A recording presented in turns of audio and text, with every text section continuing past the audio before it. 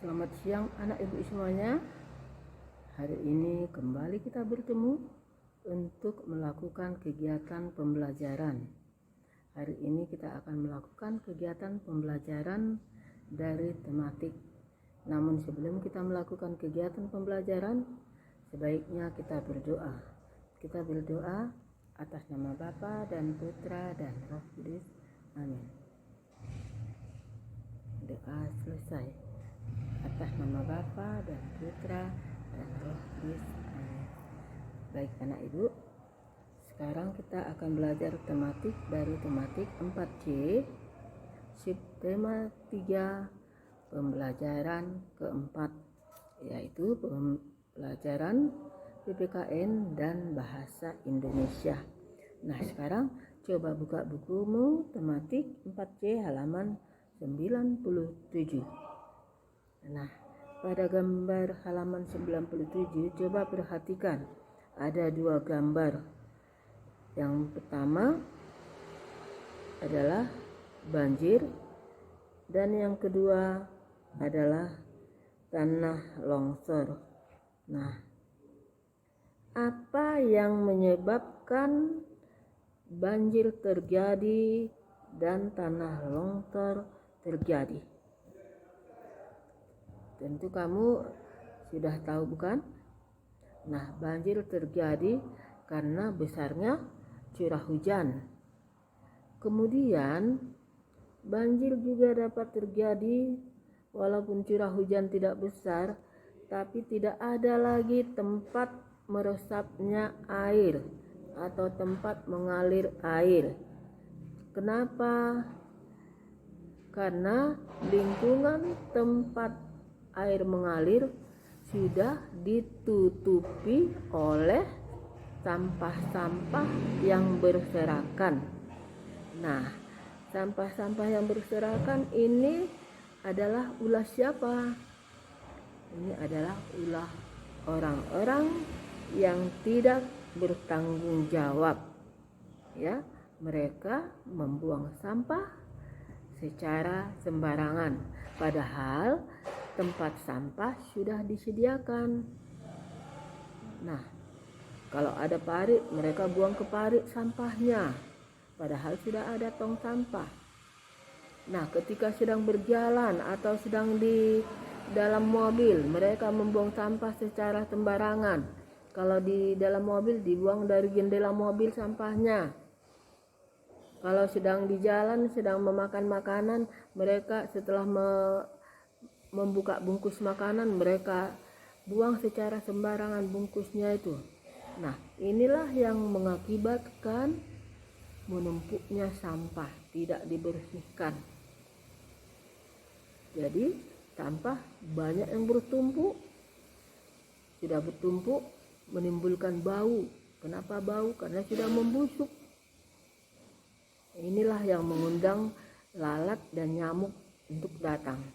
Kalau sudah datang lalat dan nyamuk, nah ini juga akan menimbulkan penyakit, yaitu penyakit demam berdarah. Nah, inilah ulah orang-orang yang tidak bertanggung jawab. Jadi kita sebagai pelajar jangan meniru sikap seperti itu ya nak ya.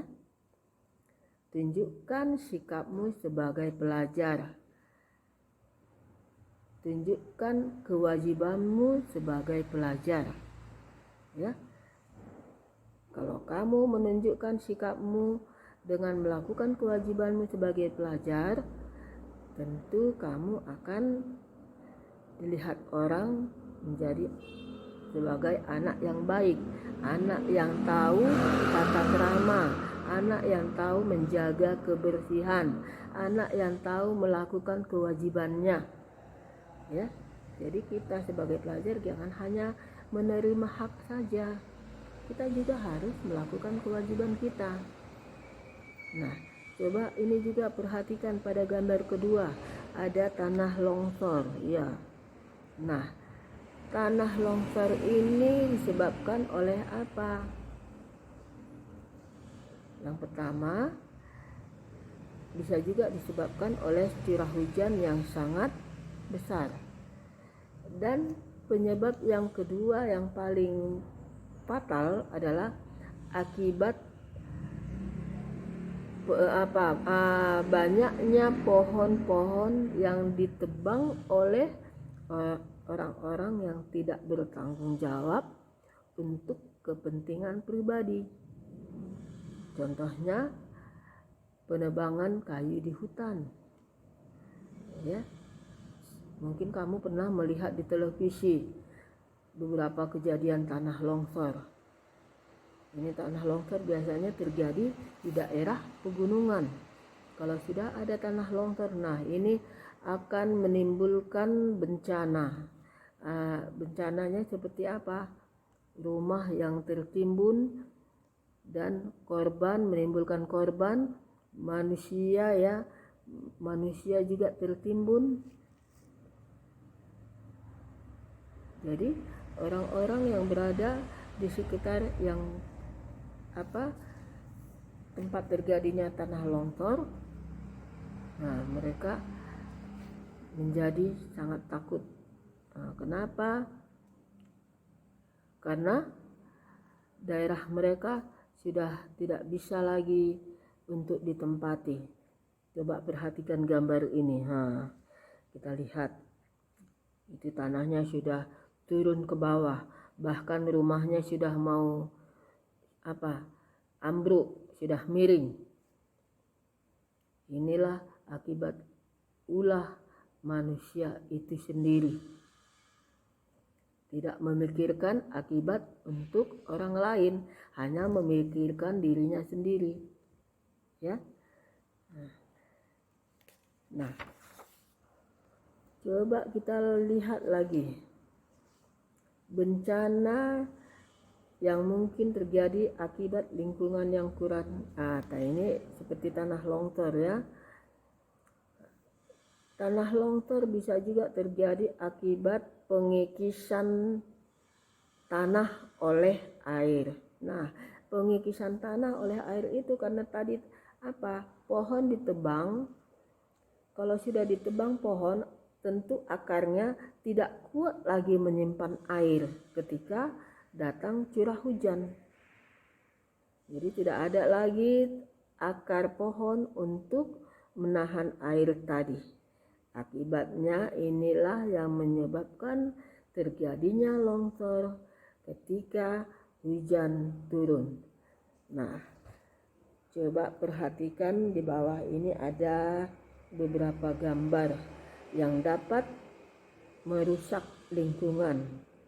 Nah, seperti ini, membakar sampah sembarangan, ya. Nah, kalau membakar sampah secara sembarangan seperti ini, nah, dapat menyebabkan satu polusi udara yang tidak sehat. Kemudian yang kedua, ketika anak-anak sedang bermain, nah mereka nanti kaki mereka bisa terkena api dari bakar sampah tadi. Jadi kita tidak boleh membakar sampah di sembarang tempat. Bakarlah sampah di tempat sampah, ya. Jangan membakar sampah di sembarang tempat, ya, karena dapat mengakibatkan bahaya bagi orang lain.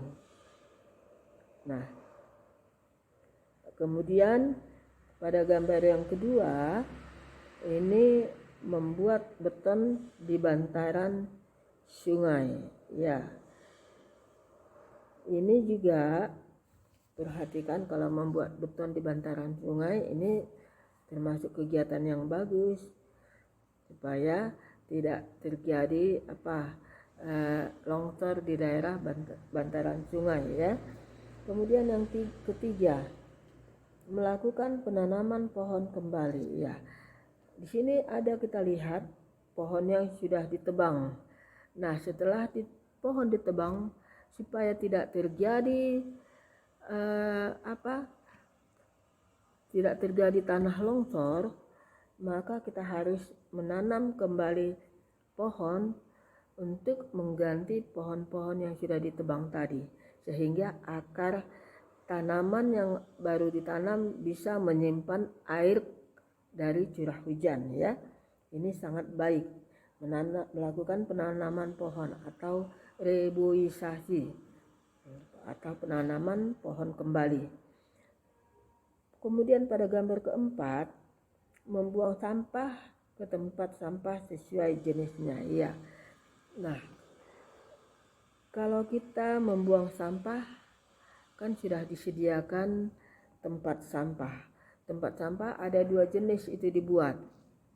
Nah, satu adalah tempat sampah yang seperti plastik-plastik ya, besi, itu plastik, besi itu dijadikan satu tempat.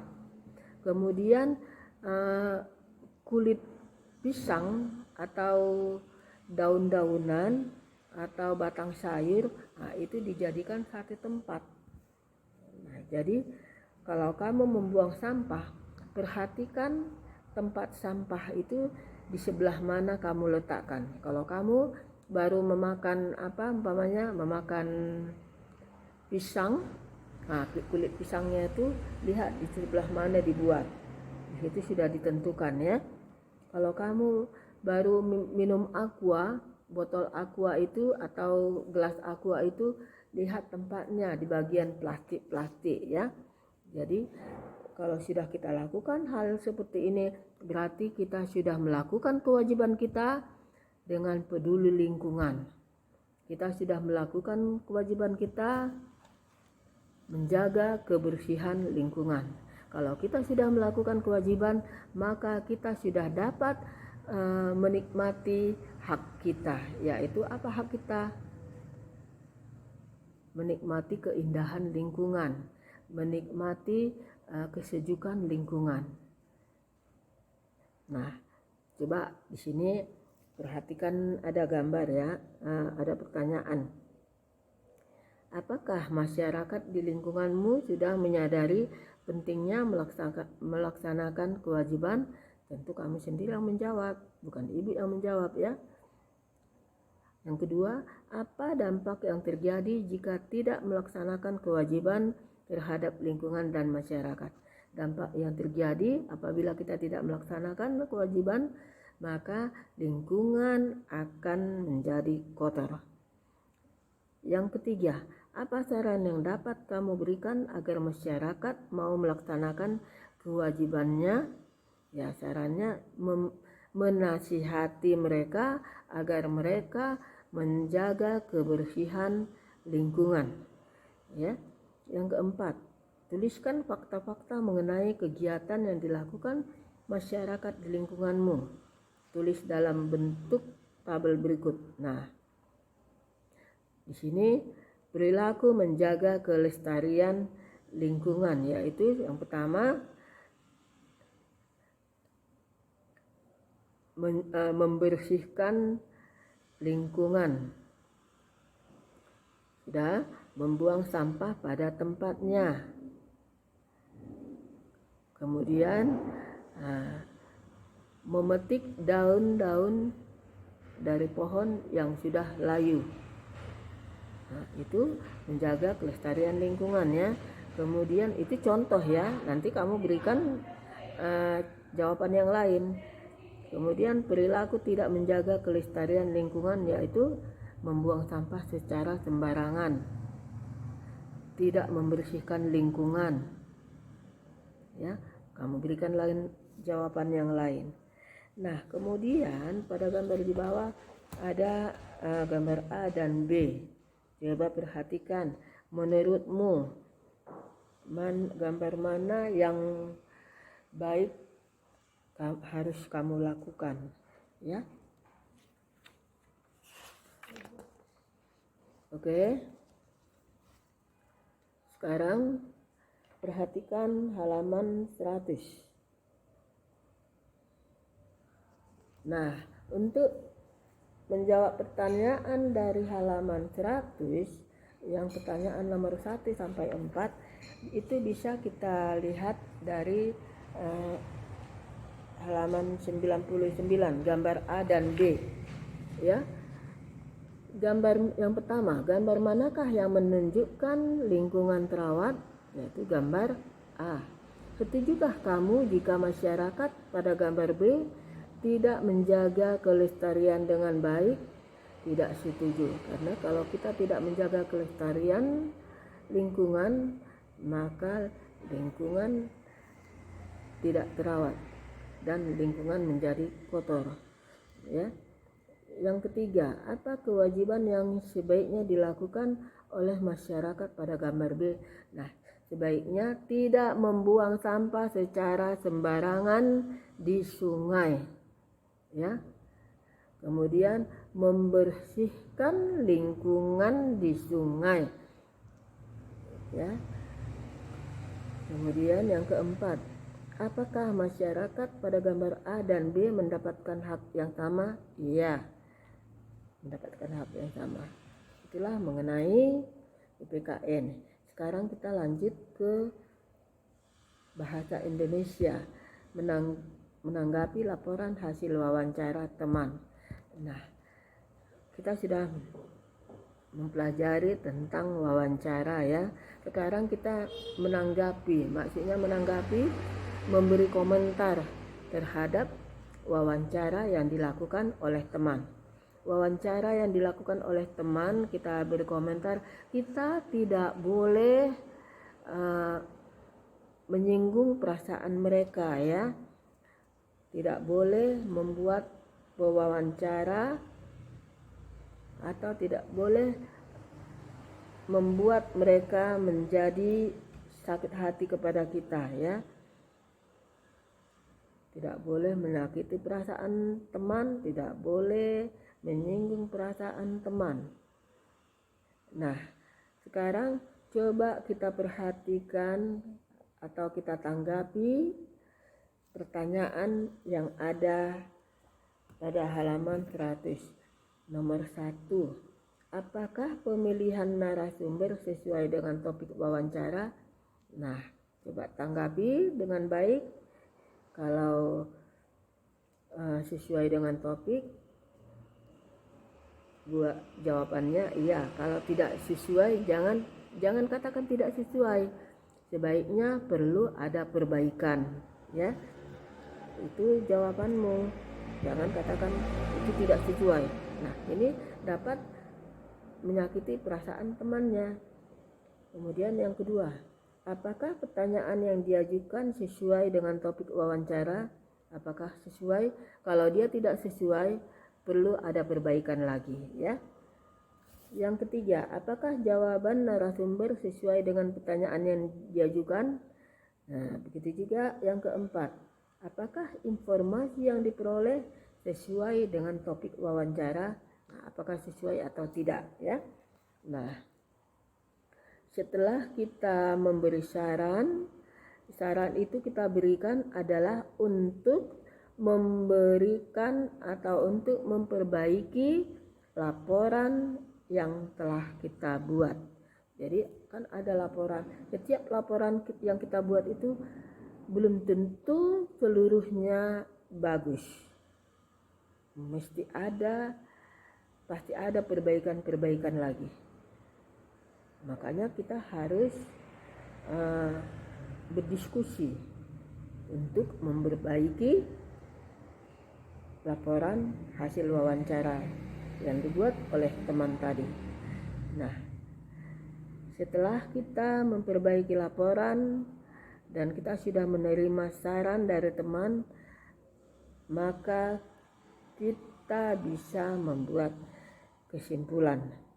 Nah, jadi saat kita memberi tanggapan kepada teman, ingat ya, gunakan bahasa Indonesia yang sopan, yang santun. Tidak boleh menyakiti perasaan atau menyinggung perasaan teman. Nah, di sini kita lihat beberapa ada tanggapan mengenai laporan hasil wawancara.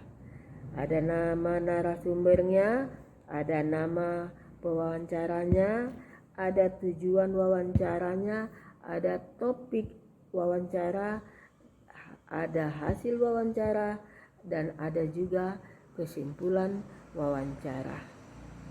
Nah, itulah mengenai menanggapi laporan hasil wawancara teman. Nah, sekarang untuk tugasmu coba buka buku tematik halaman 102. Untuk tugas PPKN kamu kerjakan nomor 1 dan 2. Ya, untuk tugas bahasa Indonesia kamu kerjakan nomor 3. Nah, dan tugas PPKN kamu tulis soal dan jawaban di buku latihan.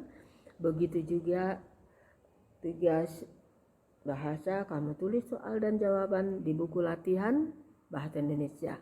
Oke, terima kasih. Sampai di sini dulu pembelajaran kita untuk hari ini. Kembali kita tutup dengan doa atas nama Bapa dan Putra dan Roh Kudus. Amin. Amin. Atas nama Bapa dan Putra dan Roh Kudus. Amin. Terima kasih. Selamat belajar.